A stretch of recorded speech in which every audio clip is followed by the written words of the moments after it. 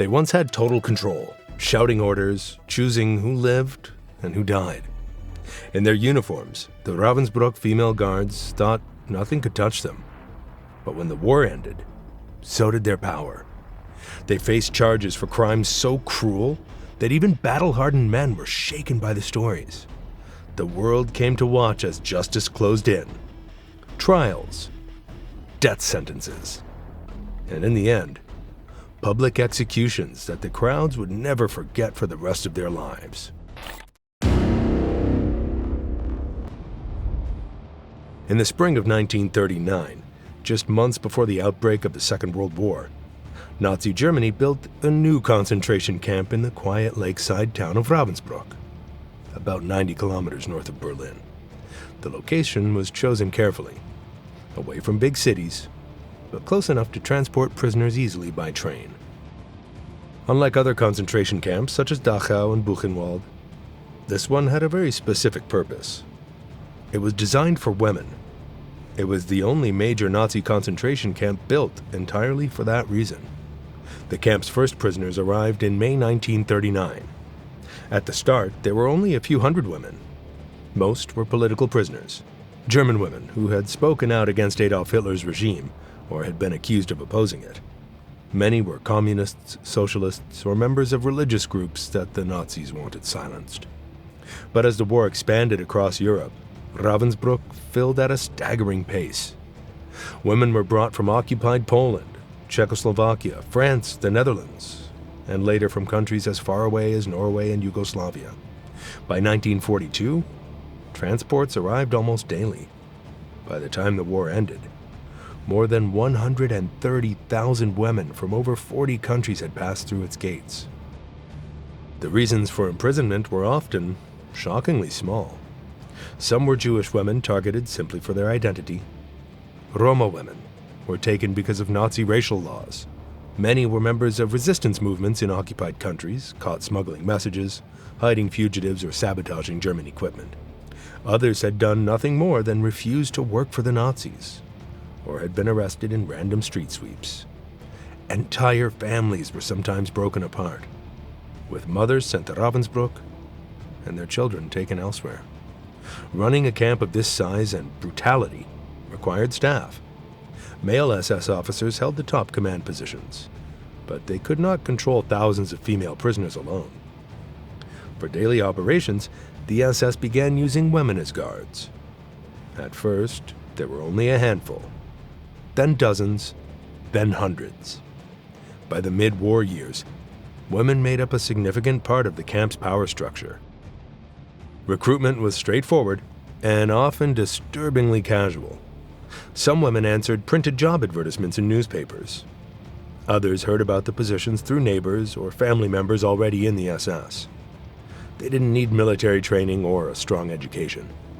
The only real requirement was loyalty to Nazi ideology and a willingness to obey orders without question. Many came from poor or working-class backgrounds. The job promised steady pay, free uniforms, a place to live, and regular meals, which was tempting in a time when much of Germany was under rationing. The training took place inside Ravensbrück itself. New recruits learned how to supervise roll calls, assign work duties, and enforce strict discipline. They were taught how to punish prisoners through physical beatings, extra labor, or solitary confinement. The goal was to maintain complete control and break the spirit of those inside. Among the hundreds of women guards, a smaller group emerged whose authority, cruelty, and presence left a lasting mark on the camp's history. They were not just guards. They were figures who shaped the very culture of brutality that defined the place. Dorothea Binz was one of the earliest to rise through the ranks. Born in 1920 in the small German village of Templin, she came from an ordinary working-class family. Her education ended early, and she entered adulthood with limited opportunities, until the Nazi regime offered a different path. At just 19 years old, she volunteered for the SS Women's Auxiliary. Eager to prove herself, she was sent straight to Ravensbrück. From her first days in the camp, Dorothea adapted with unsettling ease. She was strict, confident, and willing to use violence without hesitation. Prisoners later recalled how quickly she mastered the art of intimidation, walking through the camp with her riding crop in hand, sometimes smiling as she delivered punishments. Her early commitment to the camp's harsh discipline earned her a rapid promotion. Soon, she became the deputy head of guard training, a role that gave her enormous influence. Every new female guard who entered Ravensbrück came under her instruction, meaning Dorothea played a direct role in teaching others how to control, humiliate, and break prisoners. Greta Boesel entered the camp much later, in 1944, when the war was already turning against Germany. She had trained as a nurse, a profession associated with care and healing. But in Ravensbrück, her role twisted into something far darker. Officially, she served as a guard, yet her duties also tied her to the camp's notorious medical experiments on prisoners, including procedures that left victims crippled, mutilated, or dead. Greta's manner was cold and detached, especially toward those who were sick. Survivors remembered her not for acts of mercy, but for selecting inmates deemed too weak to work and sending them away, knowing they would not return. At the top of the medical hierarchy stood Elizabeth Marshall, the camp's head nurse. On paper, she was responsible for the prisoner hospital, but in reality, she controlled life and death for thousands. Her authority extended to deciding who would receive treatment and who would be refused. Under her watch, hundreds of sick women were sent to their deaths, either transported to killing centers or left to die without aid. To the inmates, the hospital became a place of fear. Other names also became symbols of terror. Margareta Gallinat, a senior guard in the later war years, was infamous for her violent temper, lashing out at prisoners with little provocation. Erna Peterman rose to a supervisory position, managing daily labor assignments, a role that determined whether prisoners faced back-breaking work or slightly less punishing duties. Even small shifts in labor could mean the difference between life and death. Similarly, Gertrude Heise enforced camp rules with unrelenting severity, punishing even the smallest infractions with cruelty. By the height of the war, these women formed a core group of power inside Ravensbrück. They could give orders without challenge, assign punishments on a whim, and decide who lived to see another day. Backed by the SS system, they had no reason to fear consequences. In that world, authority was absolute, and empathy was seen as weakness. The suffering of prisoners became background noise. But as 1943 came, the wider war began to shift. Germany was no longer advancing across Europe. Slowly, the conditions outside the camp walls began to change. What was once a confident Nazi advance had turned into a desperate fight for survival. The Soviet Red Army was smashing through the Eastern Front, pushing closer each month. From the west, American and British bombers were hitting German cities day and night, reducing whole neighborhoods to rubble. Supplies that once flowed easily to the front lines were now scarce, and food was running out, not just for soldiers, but for civilians too. Inside Ravensbrück, life turned from bad to unbearable. The camp had always been harsh, but now it was completely overwhelmed. Trains kept arriving day after day, each carrying hundreds of women. The barracks, which were built to hold just a few dozen, were now packed with more than 100 in each. There wasn't enough space to lie down properly. Many women slept on hardwood and planks, and some on the cold floor without blankets. The air was thick with the smell of sickness. Lice, fleas, and filth were everywhere. Diseases spread quickly, and the weak had little chance of surviving. Hunger made things worse. Rations were tiny, and nowhere near enough to keep anyone alive for long. Women became so thin you could see their bones under their skin. The guards became even more brutal. Any sign of weakness, a stumble during roll call, or even looking in the wrong direction could get a prisoner beaten or killed. Public executions became common. They weren't just to punish. They were meant to scare everyone into obedience. Every single day felt like a gamble, with prisoners wondering if they'd make it through the night. By 1944, things got even worse. The Soviet army was pushing into Poland, and the Nazis began emptying other camps so the prisoners wouldn't be freed. Ravensbrück became the dumping ground for these transfers. Women from Auschwitz, Majdanek, and smaller camps were crammed into overcrowded trains and sent there. Many arrived sick, starving, or already close to death. The camp population exploded, far beyond what it could handle, and deaths became more frequent than ever. In early 1945, Nazi Germany was falling apart. The Allies were closing in from all directions. The SS began rushing to cover up what they had done. Thousands of women were sent on death marches, long, freezing walks with almost no food or water.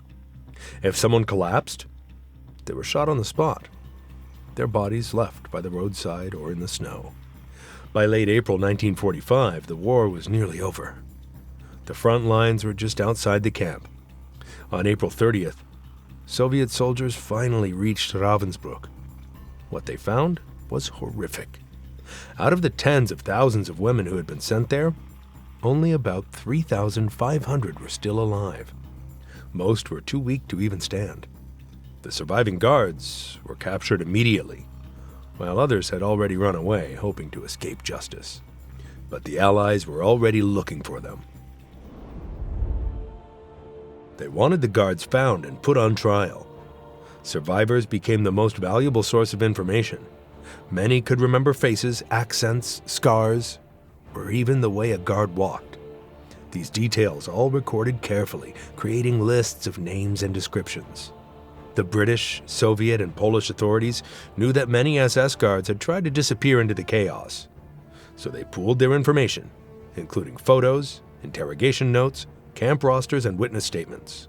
Investigators didn't just wait for tips to come in. They went out into the field. They walked through towns and villages asking questions. They searched refugee camps packed with displaced people. They combed through German prisoner lists, looking for familiar names or aliases. Every lead was chased down. If a woman had served in the SS, especially in a women's camp, she was brought in for questioning. Many tried to deny their roles, claiming they were just clerks, nurses, or cooks. But survivors could often recognize their faces instantly. That's how some of the worst offenders were finally caught. Dorothea Binz was arrested in May 1945 with her fiancé, who had been an SS officer in another camp. Greta Bösel was tracked down shortly after, blending in with civilians, hoping no one would notice her. Elizabeth Marshall had quickly moved into a small neighborhood, pretending to be nothing more than an ordinary nurse. And Gertrude Heise was found in the British-occupied zone. She was handed over to Poland, a place where many of her victims had once lived, and where justice would soon catch up with her. The net was closing. For the first time, these women who had once stood above the rules were powerless. By the end of 1946, enough arrests had been made for the first big trial. This became known as the First Ravensbrück Trial, held in Hamburg by the British military courts. The trial began in December 1946. In the dock sat 3 former male staff members and 8 female guards. Some were high-ranking officers. Others had been ordinary wardresses who followed orders, or claimed they had. But in Ravensbrück, ordinary still meant brutal. The charges were long and detailed. They included the murder of prisoners, deliberate starvation, random beatings, shootings without cause, and forcing inmates into medical experiments. The experiments were especially disturbing. Survivors testified about being cut open without anesthesia, having bones broken and infected on purpose, and being injected with dangerous chemicals to test new drugs. The courtroom was filled with survivors, journalists, and military officials. Witnesses took the stand one by one. Many were Polish women who had lived through the worst years of the camp. They described guards laughing while women collapsed from exhaustion, kicking them as they lay on the ground. They spoke of prisoners being forced to stand outside in freezing temperatures for hours, sometimes all night, until some fell dead. One name that came up often was Dorothea Beans. Witnesses described her as one of the most feared guards in the camp. She didn't just follow orders. She seemed to enjoy cruelty. Greta Bossel was accused of selecting prisoners for the gas chamber and helping with executions. Elizabeth Marshall was charged with killing sick prisoners by giving lethal injections instead of treatment. The trial lasted for weeks. Every detail was recorded, and every testimony made it harder for the accused to claim they were just following orders. The British prosecutors made it clear this was not about revenge. It was about showing the world that even in war, there were limits, and these women had crossed them. On February 3, 1947, the verdicts were announced. Dorothea Beans, Greta Bossel, and Elizabeth Marshall were sentenced to death by hanging. Several others received prison terms ranging from 10 years to life. Meanwhile, in Poland, another set of trials was underway, known as the Gdansk trials. These focused on crimes against Polish prisoners. One of the women tried there was Gertrude Heiser. Polish witnesses told similar stories of abuse, and the court decided she too would face the death penalty. There was no escape now. The path from the courtroom led straight to the gallows. After the trials ended, the women who had been sentenced to death were transferred under heavy guard to Hamelin prison. This prison had already gained a grim reputation. It was where the British carried out most of their executions in Germany after the war. Inside its thick stone walls, the death cells were small, cold, and silent. The women were kept under constant watch, with guards stationed outside their doors day and night. Those who had been condemned in Poland were sent to a prison in Gdansk. Here, the atmosphere was different. While the British preferred to keep executions behind closed doors, Polish authorities sometimes believed it was important for the public to witness justice being served, especially for crimes that had been committed in front of so many. On May 2, 1947, inside the walls of Hamelin prison, Dorothea, Greta, and Elizabeth were taken from their cells one by one. The execution chamber was small, silent, and heavily guarded. Only a few people were allowed to witness it, which included military police, legal officials, and prison staff. The hangman, Albert Pierrepoint, was Britain's most experienced executioner. He had traveled to Germany many times after the war to carry out sentences on convicted Nazi war criminals. Known for his precision, he wasted no time. From the moment a prisoner stepped into the chamber, it was over in less than 15 seconds. There was no shouting, no speeches, no delay, just a swift end. Outside the prison walls, the streets were quiet. There was no public display, and most people in the town only knew an execution had happened when the prison bell rang. In Poland, things were handled very differently. On July 4, 1947, in Gdansk, the authorities staged a public execution for Gertrude Heiser and several other convicted female guards. This was not done in secret. It was an event planned to be seen.